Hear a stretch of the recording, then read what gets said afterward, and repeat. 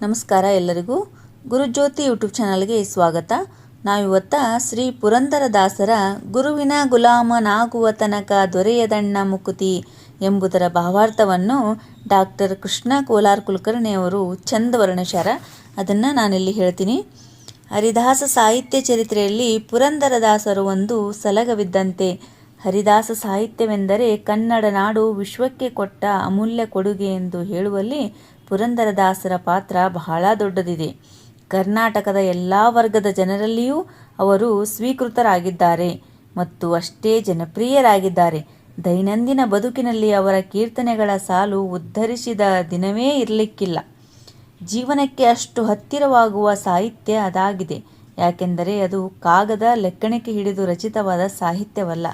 ಅದು ಜನರ ಮಧ್ಯೆ, ಜನರಿಂದ ಜನರ ಮುಂದೆಯೇ ಹುಟ್ಟಿದ ಸಾಹಿತ್ಯ. ಯಾವುದೇ ಒಂದು ಕೇಂದ್ರೀಕೃತ ವ್ಯವಸ್ಥೆಯಲ್ಲಿ ಹುಟ್ಟಿದ್ದಲ್ಲ. ಮನೆ ಮನೆ, ಓಣಿ ಓಣಿಗಳಲ್ಲಿ ತಿರುಗಾಡುತ್ತಾ, ಹಾಡುತ್ತಾ, ಕುಣಿಯುತ್ತಾ ಸಾಗುವಾಗ ಕಂಡ ಲೋಕಾನುಭವಗಳು. ಭಾವ ತನ್ಮತೆಯಲ್ಲಿ ಮೂಡಿಬಂದ ಈ ಕೃತಿಗಳು ಕವಿತೆಯ ಎಲ್ಲ ಕಾವ್ಯಾಂಶಗಳಿಂದ ತುಂಬಿ ನಿಂತವು. ಸಾಹಿತ್ಯ ಮತ್ತು ಸಂಗೀತದ ಸಾಮರಸ್ಯ ಪ್ರತೀಕವಾದ ಈ ರಚನೆಗಳು ಶುದ್ಧ ಭಾವಗೀತೆಗಳಾದವು. ಗುರುವಿನ ಗುಲಾಮನಾಗುವ ತನಕ ದೊರೆಯದಣ್ಣ ಮುಕುತಿ ಎಂದು ಪಲ್ಲವಿಯಲ್ಲೇ ದೊರೆಯದಣ್ಣ ಮುಕುತಿ ಎಂಬುದನ್ನು ಸ್ಪಷ್ಟಪಡಿಸಿದ್ದಾರೆ. ಅಂದರೆ ಈ ಗುರು ಲೌಕಿಕ ವಿದ್ಯೆಗಳನ್ನು ಕಲಿಸುವ ಗುರುವಲ್ಲ, ಮುಕುತಿ ಮುಕ್ತಿಯ ದಾರಿಯನ್ನು ತೋರುವ ಗುರು. ಅದು ದೊರೆಯಬೇಕೆಂದರೆ ಗುರುವಿನ ಗುಲಾಮನಾಗಬೇಕು. ಮುಕ್ತಿಯ ದಾರಿ ಬೇಕೆಂದರೆ ಅದನ್ನು ತೋರಿಸುವ ಗುರು ಬೇಕು ಮತ್ತು ಆತನ ಗುಲಾಮನಾಗಬೇಕು. ಆತ ಯಾರು ಎಂಬುದು ಈಗಿನ ಪ್ರಶ್ನೆ. ಮುಂದಿನ ಅನುಪಲ್ಲವಿಯನ್ನು ಗಮನಿಸಿದಾಗ ಅವರು ಹೇಳುತ್ತಿರುವ ಗುರುವನ್ನು ಹುಡುಕಲು ಕಿಂಚಿತ್ ಸಹಾಯವಾಗಬಹುದು. ಪರಿಪರಿ ಶಾಸ್ತ್ರವನೇಕವನೋದಿ ವ್ಯರ್ಥವಾಯಿತು ಭಕುತಿ. ಶಾಸ್ತ್ರಗಳನ್ನು ಪರಿಪರಿಯಾಗಿ ಓದಿದರೂ ಅವರ ಭಕ್ತಿ ವ್ಯರ್ಥವಾಯಿತಂತೆ. ವಾಸ್ತವದಲ್ಲಿ ಶಾಸ್ತ್ರಗಳನ್ನು ಓದಲು, ಅರ್ಥ ಮಾಡಿಕೊಳ್ಳಲು ಗುರುವು ಬೇಕೇ ಬೇಕು. ಹಾಗೆ ದಾಸರು ಪರಿಪರಿಯಾಗಿ ಶಾಸ್ತ್ರಗಳನ್ನು ಓದುತ್ತಿದ್ದರೆಂದ ಮೇಲೆ ಅವುಗಳನ್ನು ಅವರು ಗುರುಗಳಲ್ಲಿಯೇ ಅಭ್ಯಾಸ ಮಾಡಿ ಪರಿಪರಿಯಾಗಿ ಓದಿರಲಿಕ್ಕೆ ಬೇಕಲ್ಲವೇ? ಆದರೂ ಅದರಿಂದ ಭಕ್ತಿ ಹುಟ್ಟಲಿಲ್ಲ. ಹುಟ್ಟಿದ ಅವರ ಭಕ್ತಿಯೂ ವ್ಯರ್ಥವಾಯಿತು ಎನ್ನುತ್ತಾರೆ. ವಿಚಿತ್ರ. ಅಂದ ಮೇಲೆ ಮುಕ್ತಿ ದೊರೆಯಲು ಗುಲಾಮನಾಗುವುದು ಈ ಗುರುವಿಗಂತೂ ಅಲ್ಲ ಎಂದಾಯಿತು. ಹಾಗಾದರೆ ಯಾವ ಗುರುವಿಗೆ ಗುಲಾಮನಾಗಬೇಕು? ಇನ್ನೂ ಉತ್ತರ ಇಲ್ಲ. ಮುಂದಿನ ನುಡಿಯನ್ನು ನೋಡೋಣ. 6 ಶಾಸ್ತ್ರವ ನೋದಿದರಿಲ್ಲ, 3 ಪುರಾಣವ ಮುಗಿಸಿದರಿಲ್ಲ, ಸಾರಿ ಸಜ್ಜನರ ಸಂಗವ ಮಾಡದೆ ಧೀರನಾಗಿ ತಾ ಮೆರೆದರೆ ಇಲ್ಲ. ನೋಡಿದ್ರಲ್ಲ, ಅನುಪಲ್ಲವಿಯಲ್ಲಿ ಹೇಳಿದ್ದನ್ನು ಇನ್ನಷ್ಟು ವಿಸ್ತೃತಗೊಳಿಸಿದ್ದಾರೆ. ಜೊತೆಗೆ ಗುರುವಿನ ಕಿಂಚಿತ್ ಸುಳಿವನ್ನೂ ನೀಡುತ್ತಾರೆ. 6 ಶಾಸ್ತ್ರಗಳು ಅಂದರೆ ಷಡ್ದರ್ಶನಗಳು: ಸಾಂಖ್ಯ, ಯೋಗ, ನ್ಯಾಯ, ವೈಶೇಷಿಕ, ಮೀಮಾಂಸೆ ಮತ್ತು ವೇದಾಂತ. ಇವುಗಳ ಜೊತೆಗೆ 18 ಪುರಾಣಗಳು: ಬ್ರಹ್ಮ, ಪಾದ್ಮ, ವೈಷ್ಣವ, ಶೈವ, ಲಿಂಗ, ಗರುಡ, ನಾರದೀಯ, ಭಾಗವತ, ಆಗ್ನೇಯ, ಸ್ಕಾಂದ, ಭವಿಷ್ಯ, ಬ್ರಹ್ಮವೈವರ್ತ, ಮಾರ್ಕಂಡೇಯ, ವಾಮನ, ವರಾಹ, ಮತ್ಸ್ಯ, ಕೂರ್ಮ ಮತ್ತು ಬ್ರಹ್ಮಾಂಡ. ಹೀಗೆ 6 ಶಾಸ್ತ್ರಗಳನ್ನು, 18 ಪುರಾಣಗಳನ್ನು ಓದಿ ಅವುಗಳನ್ನು ಬಲ್ಲೆನೆಂಬ ಅಥವಾ ಹೇಳುತ್ತಾ ಧೀರನಾಗಿ ಪಂಡಿತನಾಗಿ ಮೆರೆದರೂ ಗುರುವಿನ ಗುಲಾಮನಾಗುವ ತನಕ ಮುಕ್ತಿ ಇಲ್ಲ ಎನ್ನುತ್ತಾರೆ. ಆದರೆ ಗುರು ಯಾರು ಎಂದು ಹೇಳಲಿಲ್ಲ. ಒಂದು ಸಣ್ಣ ಸುಳಿವನ್ನು ಕೊಡುತ್ತಾರೆ. ಅದು ಸಾರಿ ಸಜ್ಜನರ ಸಂಗವ ಮಾಡದೆ ಎಂಬುದು. ಈ ಸಜ್ಜನರು, ಅವರ ಸತ್ಸಂಗದ ಬಗ್ಗೆ ಹರಿದಾಸರಾದವರೆಲ್ಲ ಮುಕ್ತ ಕಂಠದಿಂದ ಹೇಳಿದ್ದಾರೆ. ಸಂಗತಿ ಸಂಗದೋಷ, ಅದರಿಂದ ವರ್ಜಿತರಾಗಲು ಸಜ್ಜನರ ಸಂಘ ಅಗತ್ಯ. ಅದು ಬಾಹ್ಯಕ್ಕೆ ಅಷ್ಟೇ ಸಂಬಂಧಿಸಿದಲ್ಲ, ಅಂತರಂಗದಲ್ಲಿಯ ಅರಿಷಡ್ವರ್ಗಗಳ ದೂರಾಗುವ ತನಕ ಏನು ಓದಿದರೇನು ಫಲ. ಅನುಪಲ್ಲವಿಯಲ್ಲಿ ಹೇಳಿದ ವ್ಯರ್ಥವಾದ ಭಕ್ತಿ ಇದು. ಈ ಕುರಿತು ಮುಂದಿನ ನುಡಿಯಲ್ಲಿ ಇನ್ನಷ್ಟು ಬಿಡಿಸಿ ಹೇಳುತ್ತಾರೆ.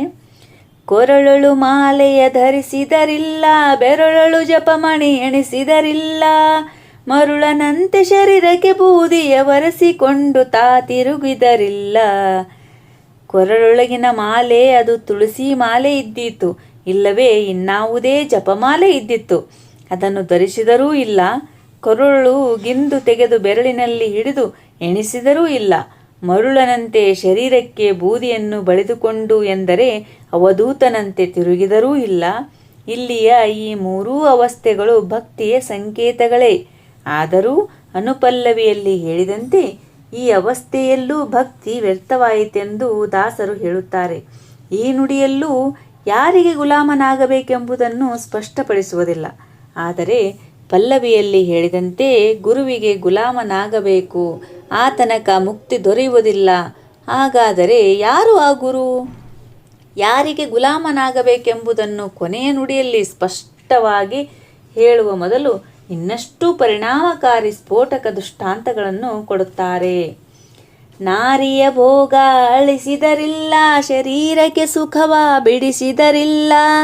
ನಾರದ ವರದ ಶ್ರೀ ಪುರಂದರ ವಿಠಲನ ಮರೆಯದೆ ಮನದೊಳು ಬೆರೆಯುವ ತನಕ. ನಾರಿಯ ಭೋಗ ಅಳಿಸಿದರಿಲ್ಲ, ಶರೀರಕ್ಕೆ ಸುಖವ ಬಿಡಿಸಿದರೂ ಇಲ್ಲ. ಎಂಥ ಸ್ಫೋಟಕ ದೃಷ್ಟಾಂತಗಳು ನೋಡ್ರಿ. ನಾರಿಯ ಭೋಗ ಅಳಿಸಿ ನೈಷ್ಠಿಕ ಬ್ರಹ್ಮಚರ್ಯವನ್ನು ಅಥವಾ ನಿಜದಲ್ಲಿ ಸನ್ಯಾಸ ಆಶ್ರಮವನ್ನು ಪಡೆದರೂ ಇಲ್ಲ.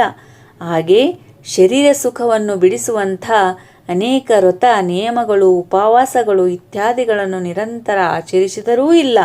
ಆದರೆ ನಾರದ ವರದ ಶ್ರೀ ಪುರಂದರ ವಿಠಲನನ್ನು ಮರೆಯದೆ ಮನದೊಳು ಬೆರೆಯುವ ತನಕ ಮುಕ್ತಿ ದೊರೆಯುವುದಿಲ್ಲ.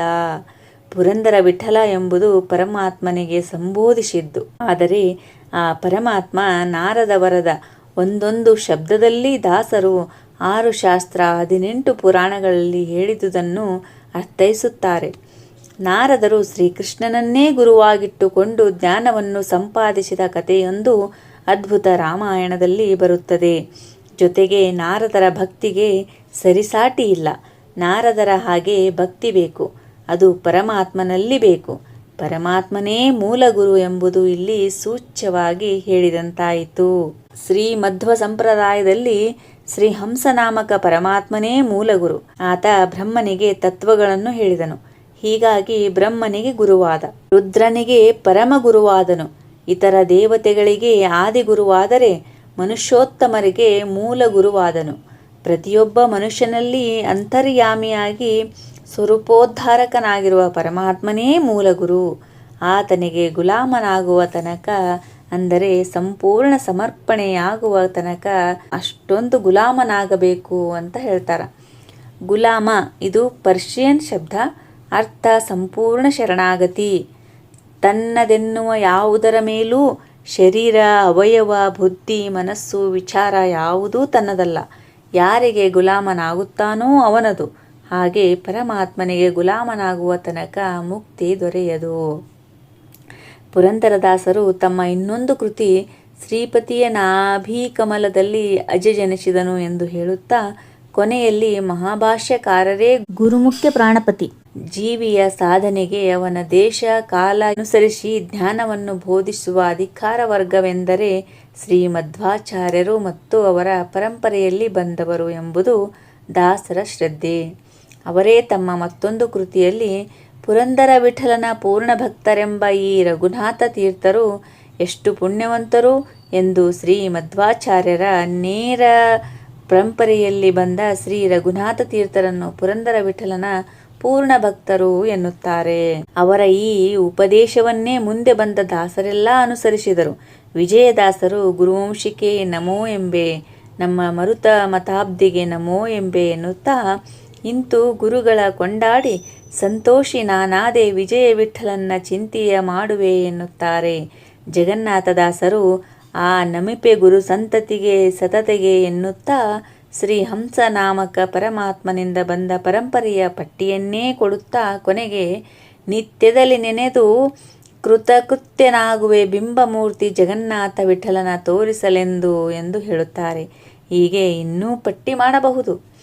ಪುರಂದರ ದಾಸರು ಹೇಳುವ ಗುರು ಹಂಸನಾಮಕ ಪರಮಾತ್ಮ ಆ ಬಿಂಬರೂಪಿ ಪರಮಾತ್ಮನನ್ನು ಮನದೋಳು ಹೃದಯದಲ್ಲಿ ಕಂಡು ಆತನಿಗೆ ಗುಲಾಮನಾಗುವ ತನಕ ಮುಕ್ತಿ ದೊರೆಯುವುದಿಲ್ಲ ಎಂದರು. 6 ಶಾಸ್ತ್ರ 18 ಪುರಾಣ ಓದಿ ಜಪಮಾಲೆಯನ್ನು ಧರಿಸಿ ಜಪ ಮಾಡಿ ಬ್ರಹ್ಮಚಾರಿಯಾಗಿ ಸನ್ಯಾಸಿಯಾಗಿ ಕೊನೆಗೆ ಬೂದಿ ಬಡಿದುಕೊಂಡು ಅವಧೂತನಾದರೂ ಪರಮಾತ್ಮನೆಂಬ ಗುರುವಿಗೆ ಗುಲಾಮನಾಗುವ ತನಕ ಮುಕ್ತಿ ಸಾಧ್ಯವಾಗದು ಎಂದರು.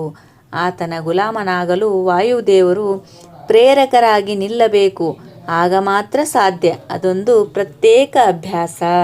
ಗುರುವಿನ ಬಗ್ಗೆನೇ ಇದ್ದಂಥ ಒಂದು ಹಾಡು, ಗುರುವೇ ನಿನ್ನ ಆಟ ಬಲ್ಲವರು ಯಾರ್ಯಾರು ಅಂತ. ಅದನ್ನು ಹಾಡ್ತೀನಿ. ದಯವಿಟ್ಟು ತಪ್ಪಾಗಿದ್ರೆ ಕ್ಷಮೆ ಇರಲಿ. ನಾನು ಸಂಗೀತಗಾರ ಅಲ್ಲ, ಸುಮ್ಮನೆ ಹಾಡ್ತೀನಿ ಅಷ್ಟೇ. ಗುರುವೇ ನಿನ್ನ ಆಟ ಬಲ್ಲವರ್ಯಾರ್ಯಾರೋ, ಶಿವನೇ ನಿನ್ನ ಆಟ ಬಲ್ಲವರ್ಯಾರ್ಯಾರೋ. ಗುರುವೇ ನಿನ್ನ ಆಟ ಬಲ್ಲವರ್ಯಾರ್ಯಾರೋ, ಶಿವನೇ ನಿನ್ನ ಆಟ ಬಲ್ಲವರ್ಯಾರ್ಯಾರೋ. ಒಕ್ಕಲಿಗ ಮುತ್ತಪ್ಪನ ಮನೆಯ ಒಕ್ಕಲುತನವಾ ಕಂಡು, ಒಕ್ಕಲಿಗ ಮುತ್ತಪ್ಪನ ಮನೆಯ ಒಕ್ಕಲುತನವಾ ಕಂಡು, ಶಿವನು ಕೈಲಾಸದಲ್ಲಿ ಹರನು ಕೈಲಾಸದಲ್ಲಿ, ಶಿವನು ಕೈಲಾಸದಲ್ಲಿ ತೈತೋಂ ತೈತೋಂ ಎಂದು ಕುಣಿದ. ಗುರುವೇ ನಿನ್ನಾಟ ಬಲ್ಲವರ್ಯಾರ್ಯಾರೋ, ಶಿವನೇ ನಿನ್ನಾಟ ಬಲ್ಲವರ್ಯಾರ್ಯಾರೋ. ಕುಂಬರಗುಂಡಣ್ಣನ ಮನೆಯ ಕುಡಿಕೆ ಶಬ್ದವ ಕೇಳಿ, ಕುಂಬರಗುಂಡಣ್ಣನ ಮನೆಯ ಕುಡಿಕೆ ಶಬ್ದವ ಕೇಳಿ, ಕುಂಬರಗುಂಡಣ್ಣನ ಮನೆಯ ಕುಂಬರಗುಂಡಣ್ಣನ ಮನೆಯ ಕುಡಿಕೆ ಶಬ್ದವ ಕೇಳಿ, ಕುಂಬರಗುಂಡಣ್ಣನ ಮನೆಯ ಕುಡಿಕೆ ಶಬ್ದವ ಕೇಳಿ, ಶಿವನು ಕೈಲಾಸದಲ್ಲಿ ಹರನು ಕೈಲಾಸದಲ್ಲಿ, ಶಿವನು ಕೈಲಾಸದಲ್ಲಿ ತೈತೋಂ ತೈತೋಂ ಎಂದು ಕುಣಿದ. ಗುರುವೇ ನಿನ್ನಾಟ ಬಲ್ಲವರ್ಯಾರ್ಯಾರೋ, ಶಿವನೇ ನಿನ್ನಾಟ ಬಲ್ಲವರ್ಯಾರ್ಯಾರೋ. ಅಡಪ ತಬ್ಬಯ್ಯನ ಮನೆಯ ಡೋಲಿನ ಶಬ್ದವ ಕೇಳಿ, ಅಡಪ ತಬ್ಬಯ್ಯನ ಮನೆಯ ಡೋಲಿನ ಶಬ್ದವ ಕೇಳಿ, ಶಿವನು ಕೈಲಾಸದಲ್ಲಿ ಹರನು ಕೈಲಾಸದಲ್ಲಿ, ಶಿವನು ಕೈಲಾಸದಲ್ಲಿ ತೈತೋಂ ತೈತೋಂ ಎಂದು ಕುಣಿದ. ಗುರುವೇ ನಿನ್ನಾಟ ಬಲ್ಲವರ್ಯಾರ್ಯಾರೋ, ಶಿವನೇ ನಿನ್ನಾಟ ಬಲ್ಲವರ್ಯಾರ್ಯಾರೋ. ಮಡಿವಳ ಮಾಚಯ್ಯನ ಮನೆಯ ಮಡಿಯ ಚಂದಾವ ಕಂಡು, ಮಡಿವಳ ಮಾಚಯ್ಯನ ಮನೆಯ ಮಡಿಯ ಚಂದಾವ ಕಂಡು, ಮಡಿವಳ ಮಾಚಯ್ಯನ ಮನೆಯ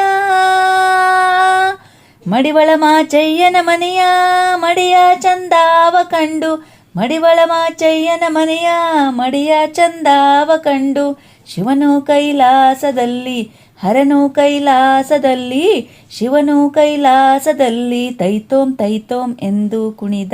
ಗುರುವೇ ನಿನ್ನಾಟ ಬಲ್ಲವರ್ಯಾರ್ಯಾರೋ, ಶಿವನೇ ನಿನ್ನಾಟ ಬಲ್ಲವರ್ಯಾರ್ಯಾರೋ. ಕುರುಬರ ಬೀರಪ್ಪನ ಮನೆಯ